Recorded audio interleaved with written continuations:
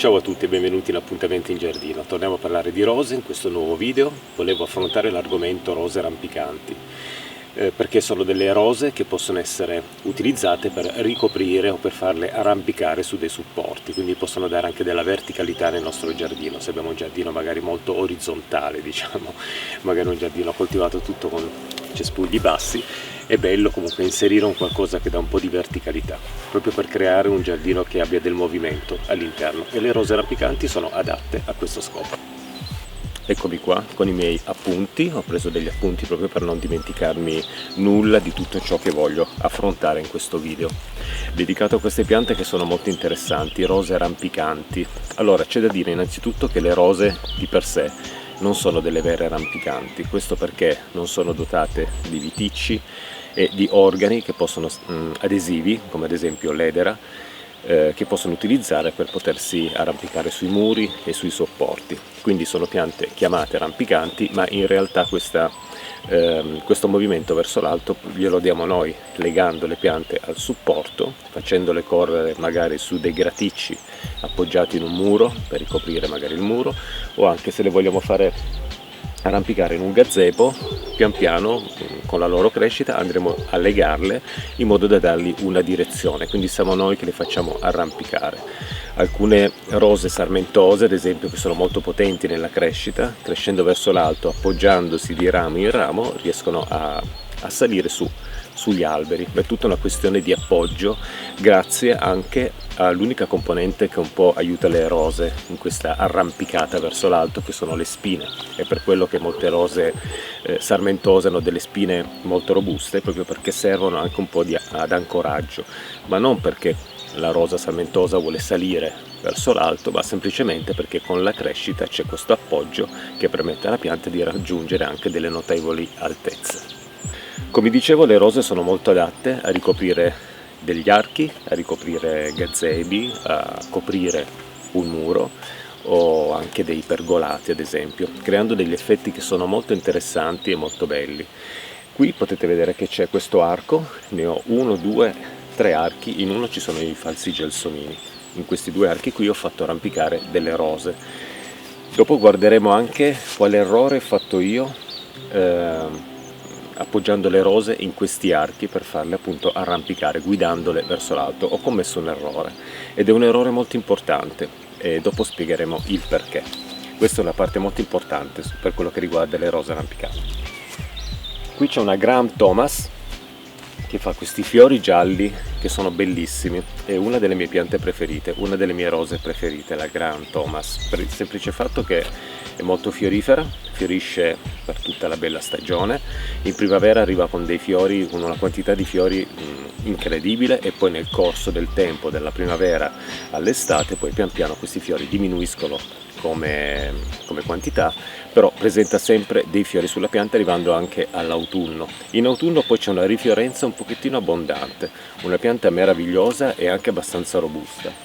Le rose rampicanti sono rose che possono arrivare addirittura ai 10 metri di lunghezza con i loro lunghi rami.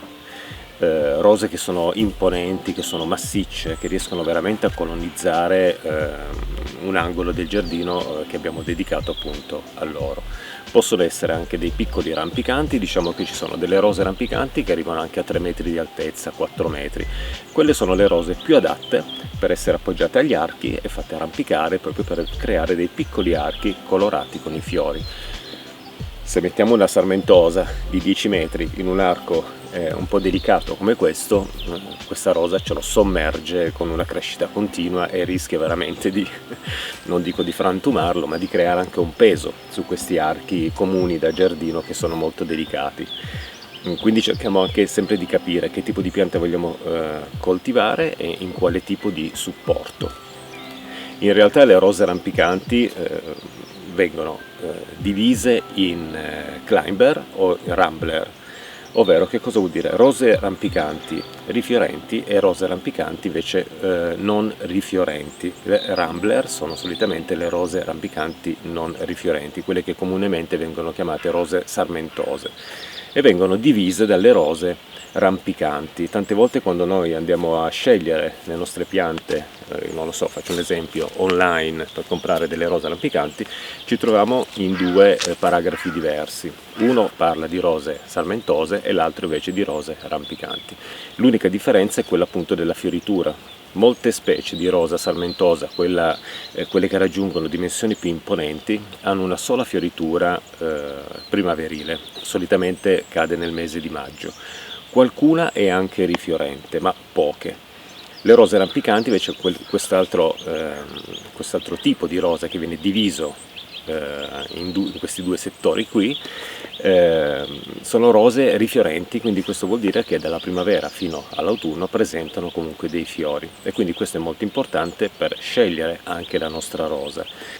Possiamo scegliere veramente una quantità incredibile di rose rampicanti per il nostro giardino, per i nostri archi o gazebi. Io qui ho un piccolo elenco, ad esempio ci sono dei rosai rampicanti, quindi non di dimensioni notevoli, possono però arrivare dai 3-4 metri, anche qualcuno anche a 5 metri, però molto gestibili, diciamo, non con questa pesantezza come una Rambler, una rosa sarmentosa, di quelle veramente a crescita potente.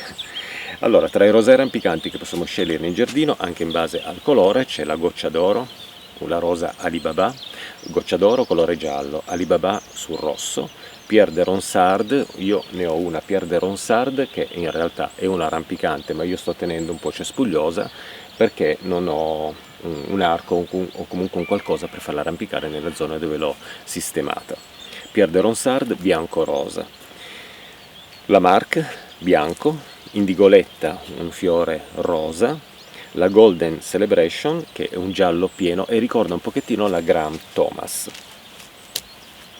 Mentre per i rosai sarmentosi ce ne sono anche alcuni che sono rifiorenti, come ad esempio la rosa bracteata che è gialla con 5 petali, quindi a fiore semplice. Molte rose sarmentose rifiorenti, quindi quelle poche che riescono a fiorire nell'arco della stagione, hanno dei fiori che sono abbastanza semplici, non compatti e pieni come altri tipi di rosa. Rosai sarmentosi non rifiorenti, qui possiamo veramente scegliere tra la rosa Albertine, una rosa veramente favolosa, di colore rosa, la Valentina Bordini, che è un colore semplice rosa, la Banksiae, ce ne sono gialle, bianche, veramente stupende. La rosa Banksiae io la consiglio per chi non ama molto le spine, perché è una rosa rampicante, sarmentosa, che diventa di notevoli dimensioni, può superare veramente svariati metri di altezza, ricopre anche delle superfici, ha delle foglie che sono un po' più piccole e una fioritura unica a maggio, nel periodo più o meno di maggio, abbondantissima, quindi diventa una nuvola bianca e una nuvola gialla. A me piace molto il giallo della rosa Banksia perché ha un giallo che è lievemente spento e quindi non è troppo eccessivo, è veramente, non lo so, sofisticato, delicato come giallo. Purtroppo fioritura unica, che comunque questo non vuol dire che in una settimana abbiamo esaurito la fioritura. Fioritura unica vuol dire che dura per un periodo e poi dopo la pianta smette di fare i fiori.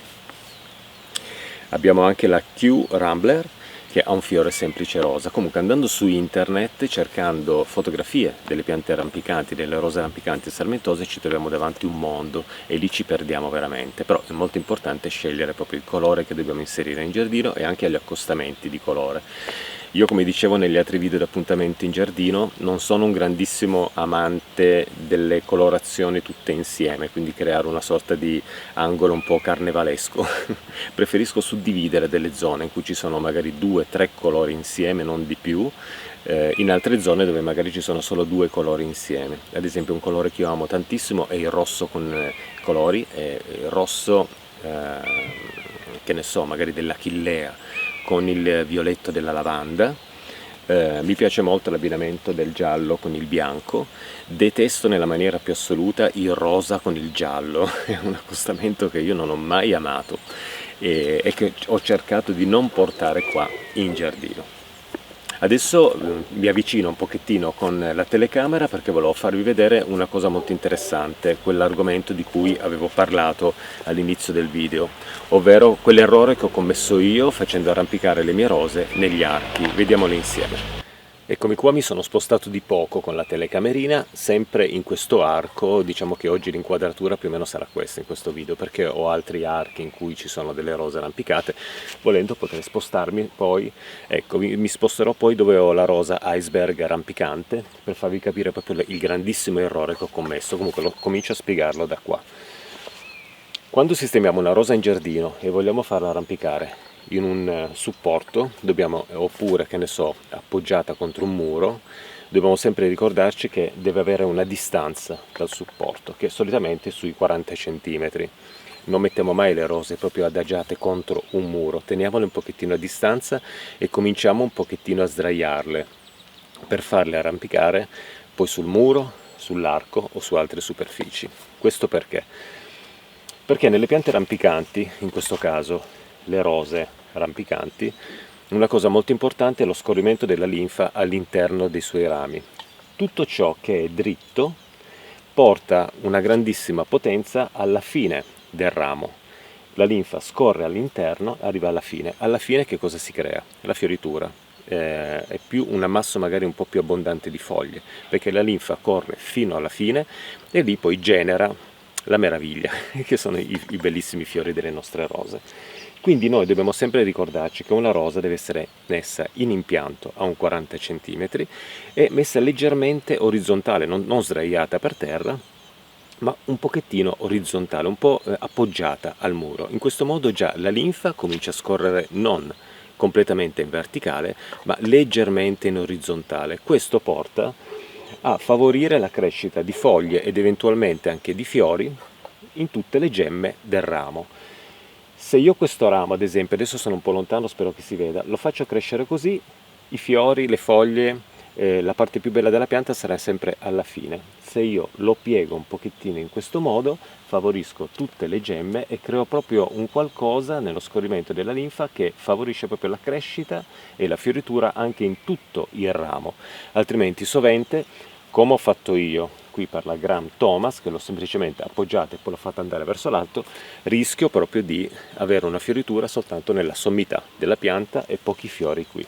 Per fortuna ci sono diversi rami e rametti che io pian piano sto cercando di piegare verso il supporto e in questo modo favorisco la fioritura anche nei rami che sono inferiori, altrimenti abbiamo una rosa molto fiorifera nella parte alta e completamente spoglia al di sotto. Adesso mi muovo verso la rosa iceberg, così lì si vede chiaramente l'errore che ho fatto e quindi devo cercare di riparare. Vediamo come fare poi per riparare a questo errore. Eccomi qua davanti a questo grandissimo errore, mi sembra chiaro, non penso che ci sia molto da spiegare. Una rosa fatta arrampicare in un arco, tantissimi fiori e uno sviluppo enorme al di sopra, completamente spoglia al di sotto. Questo è quello che succede quando appoggiamo semplicemente una rosa a un supporto e la lasciamo andare libera verso l'alto. Tutto sopra viene colonizzato e sotto la rosa rimane completamente spoglia. È un grave errore questo che io ho commesso, però è riparabile, nel senso che le rose col tempo tendono a lignificare, quindi più le lasciamo in una posizione, più loro lignificano e dopo non possiamo più fare interventi di movimento sui rami. Questo è lignificatissimo, se io piego questo ramo qui lo spezzo, però la pianta al di sotto ha prodotto dei nuovi rami. Ecco, io adesso posso, o se veramente voglio sacrificare la fioritura per quest'anno, accorciare tantissimo questa parte, favorendo l'emissione magari di nuovi getti qua nella parte un pochettino inferiore del ramo e i nuovi magari alla base della pianta, o togliere totalmente il tutto e favorire i nuovi rami che sono nati dalla base della rosa. Questa è una rosa iceberg rampicante. Fortunatamente, che cosa è successo? Io ho tenuto un rametto che voglio fare arrampicare lì nella recinzione, ma a questo punto utilizzerò quel rametto che non è ancora lignificato, lo prenderò e lo legherò al supporto. In che modo?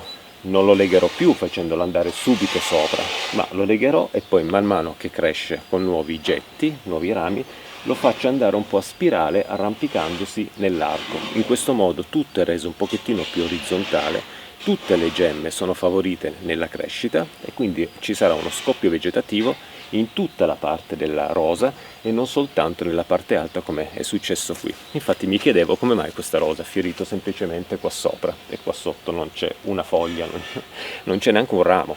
Proprio per questo, perché la linfa tende a salire verso l'alto, spinge verso l'alto e porta tutto come alla fine del percorso. Noi dobbiamo impedire questo abbassando un pochettino i rami e cercando di favorire sempre una posizione leggermente orizzontale, proprio per favorire lo scoppio vegetativo delle gemme e avere tantissimi fiori in tutta la rosa e non soltanto nella parte finale.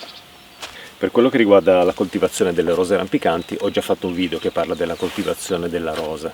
In quel video è spiegato tutto abbastanza bene, credo, ovvero per quello che riguarda la luce, tantissima luce, un terreno di medio impasto, sono piante rustiche quindi sopportano anche il gelo, ho parlato anche delle bagnature, quindi dare dell'acqua in maniera regolare, non lasciarle troppo secche, ma assolutamente non bagnarle di continuo, perché gradiscono più un terreno che si asciuga e poi dopo viene bagnato, più che un terreno che è costantemente fradicio. Quindi sarebbe l'ideale, sarebbe un'umidità costante nel terreno, una leggera umidità. Questa è una cosa importante per la rosa, anche perché soffrendo di malattie fungine, troppa umidità porta sulla rosa tutta una serie di malattie che la fanno spogliare da tutte le foglie e non produce più i fiori. Una nota molto importante per quello che riguarda le rose rampicanti è la potatura.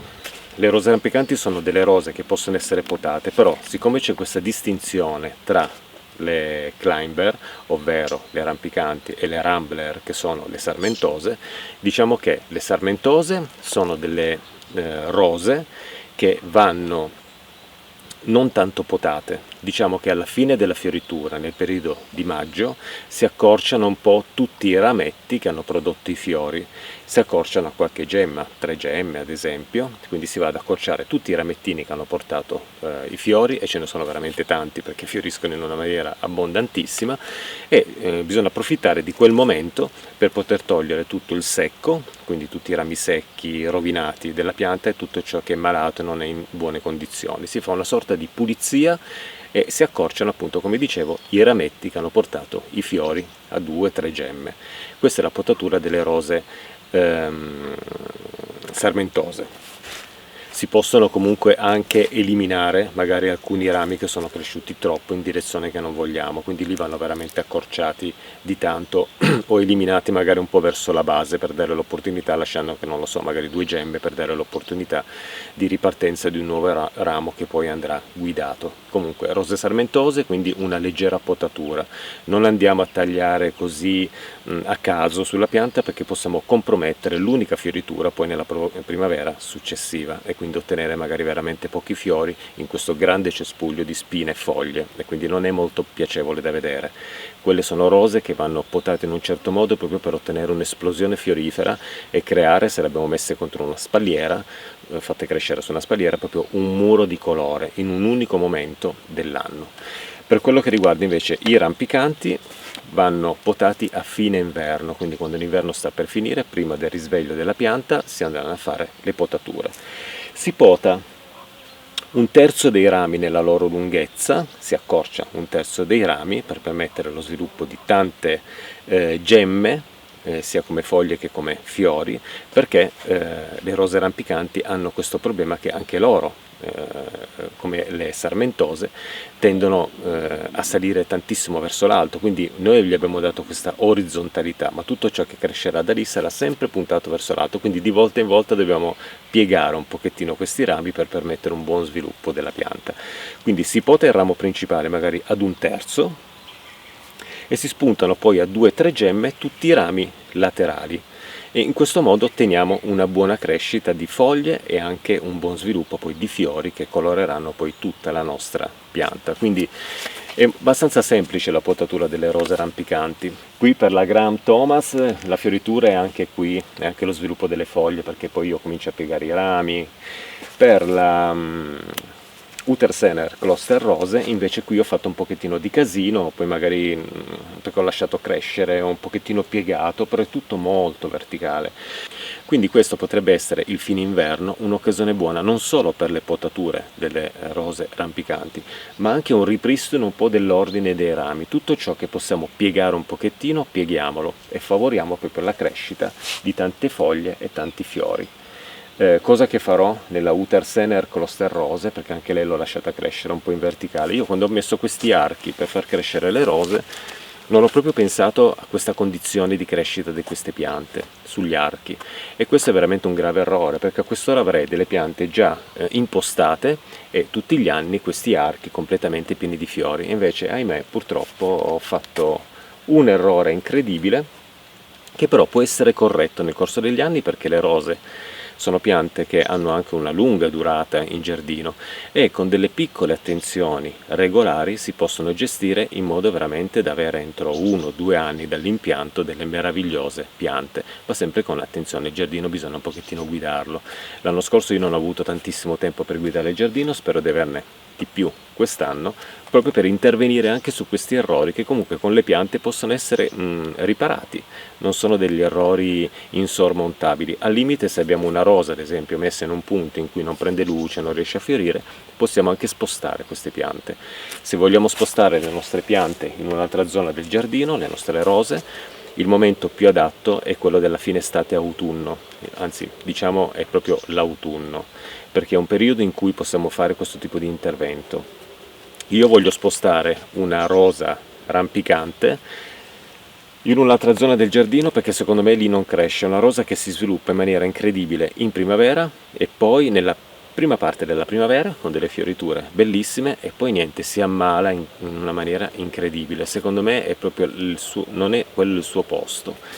Devo spostarla, o la metterò vicino al gazebo o la porterò dove ho l'arco fatto con i rami qui nel mio giardino dove c'è il Buddha, per farla magari arrampicare un pochettino lì, dare un po' di colore anche a questa parte del mio giardino. Purtroppo non siamo in autunno, lo farò alla fine dell'inverno. Se facciamo questo intervento alla fine dell'inverno dovremo seguire con le bagnature per bene la pianta, perché l'autunno garantisce un terreno sempre umido poi per tutto l'inverno e quindi le radici si muovono nel terreno, si stabilizzano.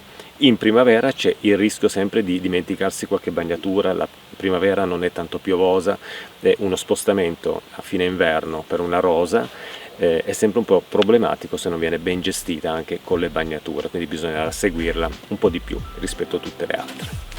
Io penso di aver detto un po' tutto sulle rose rampicanti. Questi video volevo farli diventare sempre un pochettino brevi, volevo fare dei video di 5 minuti, però penso che sia veramente impossibile poter occupare così poco spazio nel parlare di piante che hanno questa importanza e questa bellezza veramente incredibile, e quindi ben venga un video che magari è leggermente un po' più lungo. Chiudo qui con le rose rampicanti, poi farò un video magari anche sulle rose cespugliose e poi di volta in volta magari affronteremo anche dei video dedicati proprio magari alle singole rose, magari non lo so, un video dedicato alla Knockout, un video dedicato alla André Lanotre, alla Graham Thomas gliel'ho già fatto. Comunque io metterò tutti i link al di sotto di ogni video e quindi se volete andare a osservare altri video per capire un po' di che cosa ho parlato, trovate sempre al di sotto di ogni video della rosa i link riferiti a tutti gli altri argomenti e così vi potete spostare poi di video in video. Penso di aver detto tutto, con questo io vi saluto. Adesso questa mattina, siccome c'è un bellissimo sole, volevo mettermi un pochettino qua al lavoro perché ho fatto un po' di lavoretti, devo portare via del materiale che è depositato qui nel mio giardino, non lo inquadro perché è un qualcosa di incredibile, però è proprio una giornata invernale adatta per continuare i miei lavoretti in giardino. Ciao a tutti, grazie, ciao e ad un prossimo video dedicato al giardino o alle rose. Ciao ciao!